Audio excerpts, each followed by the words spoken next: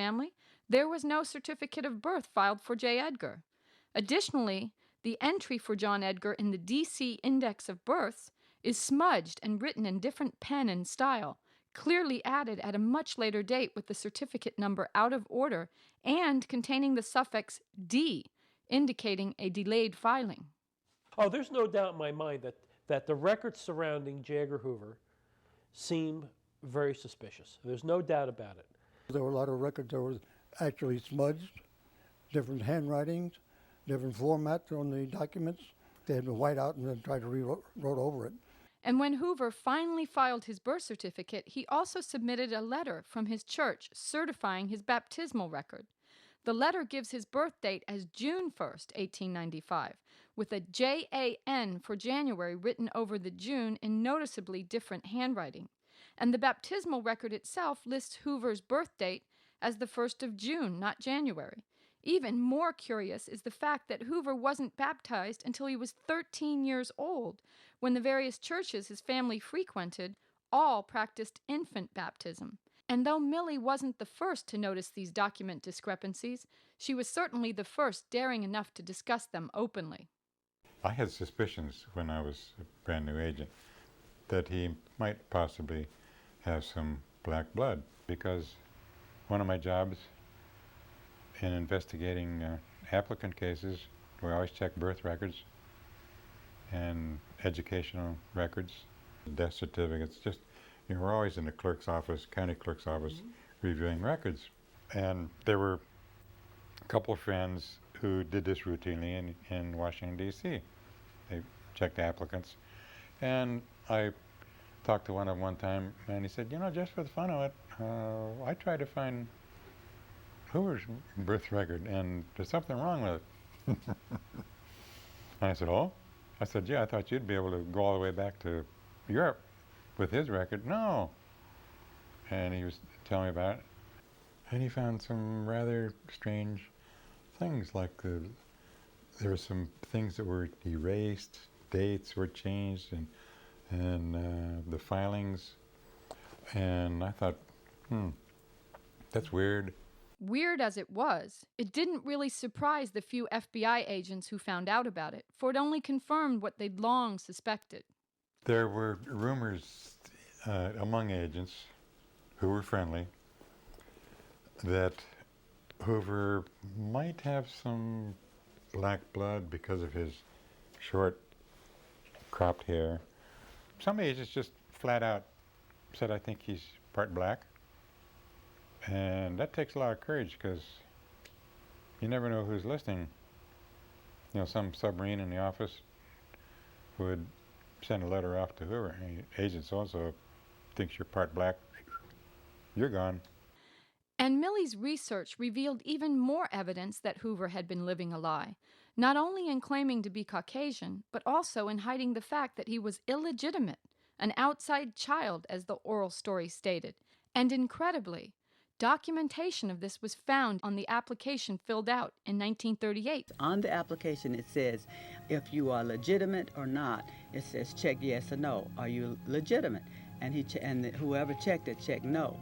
Oral history is crucial in black genealogy because with illiteracy and slave trading, slaves had no other way to keep track of their relatives, who were often sold and whose names were sometimes changed at the will of the new slave owners. My thing was, since white America says that our oral stories, our grandparents sit up and lie to us, or it's just rumors, I wanted to prove it. I set out on a mission to prove that oral history is just as strong, or even probably better, than documented history. Like many descendants of slaves, Millie's oral family tradition traced all the way back to Africa, and the story was oft repeated as it was passed around campfires, hearths, porches, and family gatherings from generation to generation, that there were 3 very tenacious women in the Allen ancestry leading the lineage through and out of slavery. The first was a young woman known to the family only as Grandmama Elizabeth's mother, who was taken at 16 years of age from Africa to America, where she was impregnated by her slave master, a powerful politician and preacher named Christian Hoover. When her baby was born, it was said the beautiful half-white baby slave girl was named Elizabeth Allen. Elizabeth Allen was also impregnated at a young age by her father, the slave owner, and she gave birth to a beautiful mixed-race baby girl named Emily Allen.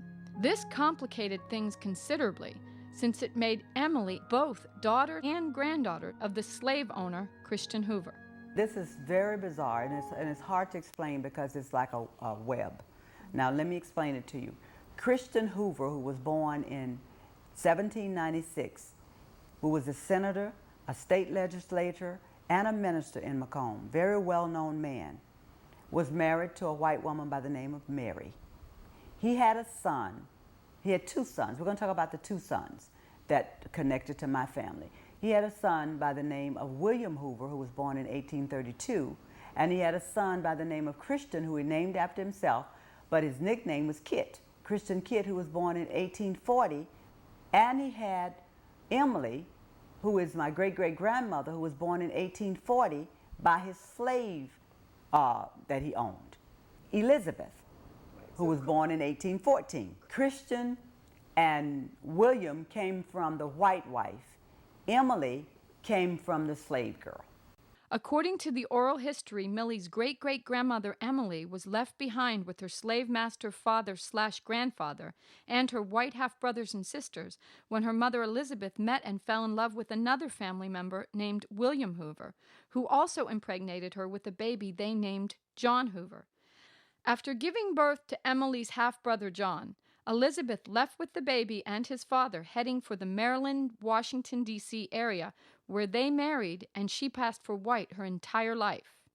Meanwhile, back in Mississippi, Elizabeth's daughter Emily was having lots of babies with her white half-brothers, Christian Kit and William, starting when she was only 19 years old.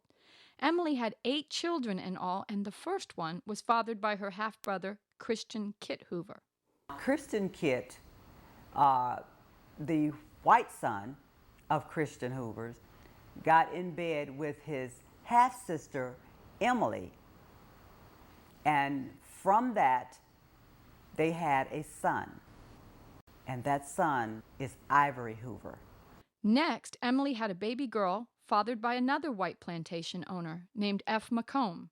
After that, she birthed 6 more babies, all with the same father, William, who happened to be one of her other white half-brothers, the one she would later be willed to.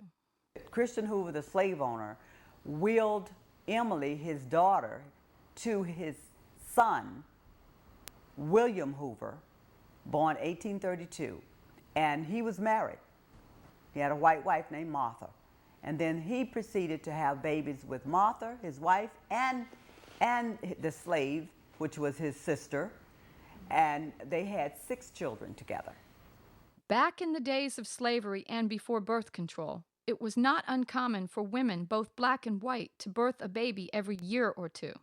It wasn't talked about openly, but it was likewise not unusual for slave owners to have babies every year or so, not just with their wives, but also with select slave women they called bedwarmers. That's a secret, that they were having sex with relatives. Under the one-drop racist rule, the mixed-race children that resulted were legally considered black, no matter how white they appeared, and life for them was not necessarily easy. On one hand, they say white people don't want them, and on the other hand, darker black-skinned folk are jealous of them. And that goes back to in the big house, you know, the lighter-skinned ones got in the big house, so they had better food sometimes, where the darker-skinned ones are working out in the field all the time.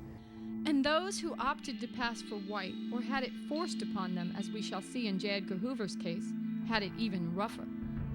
I think it's deadly. I think it's a deadly situation, because if you were passing, you had to make sure they didn't know, and sometimes you had to make sure they didn't know. People actually cut themselves off totally from their family to just create a whole new identity. Of course, the bedwarmer practice that started it all worked only in favor of the white men. The slave women had to submit to their masters, but God helped the black male who even dared to look at a white woman. The cops, the courts, and the KKK enforced the rules, and people who stepped out of line were punished severely, both black and white. Oh, man. I was threatened many times by them.